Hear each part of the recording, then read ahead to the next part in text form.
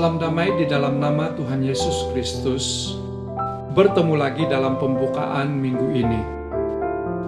Renungan pada hari ini adalah tentang tanda-tanda akhir zaman. Teks Alkitab diambil dari 1 Tesalonika bab 5 ayat yang pertama sampai dengan ayat yang ke-11. Tetapi hanya ayat 2 sahaja yang akan dibaca. Firman Tuhan berkata, "Karena kamu sendiri tahu benar-benar bahwa hari Tuhan datang seperti pencuri pada malam." Demikianlah firman Tuhan. Mari kita berdoa sebelum mendengar firman Tuhan. Tuhan, kami bersyukur untuk hari ini. Berkat dan anugerah-Mu luar biasa dalam hidup kami. Terima kasih untuk kesempatan ini sekali lagi. Kiranya kami dapat menggunakannya untuk kemuliaan-Mu. Kami datang kepadamu, merenungkan firman-Mu. Berbicaralah Tuhan, dan kami akan mendengar. Di dalam nama-Mu, kami berdoa. Amin. Saudaraku di dalam Tuhan, tidak seorang pun yang tahu dengan pasti bilakah hari Tuhan terjadi. Kita sering mendengar berita di sana-sini mengatakan bahwa kedatangan Tuhan akan berlaku tahun sekian dan sebagainya.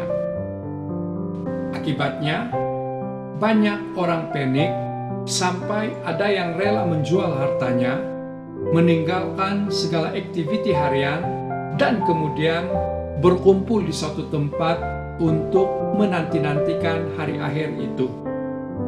Ternyata hari yang dinanti-nantikan itu tidak berlaku. Lalu tidak kurang orang yang kecewa, tidak peduli, dan bertanya-tanya, benarkah Tuhan akan segera datang? Sejak dulu digembar-gemburkan oleh segelintir para hamba Tuhan, tetapi sampai sekarang juga belum berlaku.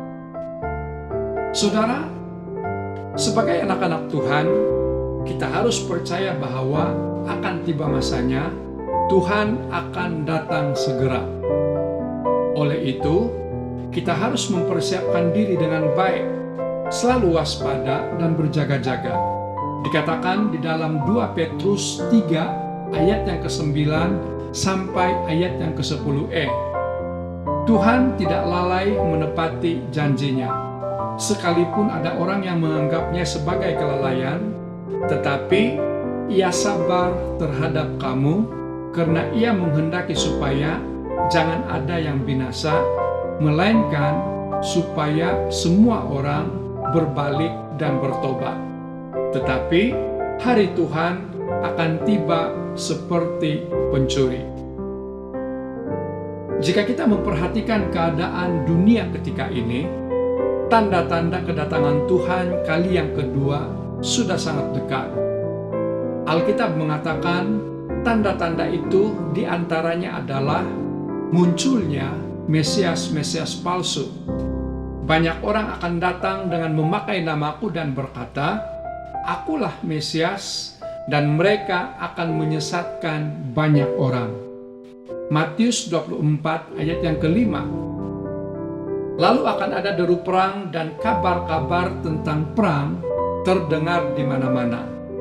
Bangsa melawan bangsa, kerajaan melawan kerajaan. Akan ada bencana kelaparan dan gempa bumi. Banyak anak Tuhan mengalami aniaya karena Kristus, namun tidak sedikit pula orang Kristen yang meninggalkan Tuhan dan menjadi murtad. Kedurhakaan kian meningkat dan kasih menjadi dingin. Kejahatan di dunia ini kian memuncak dan masih banyak lagi. Bukankah hal ini sedang melanda dunia ketika ini? Saudaraku di dalam Tuhan, kita tidak perlu takut.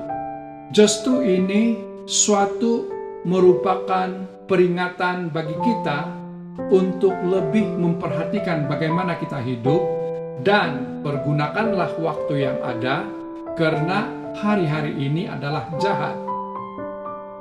Kiranya diberkati. Marilah kita berdoa.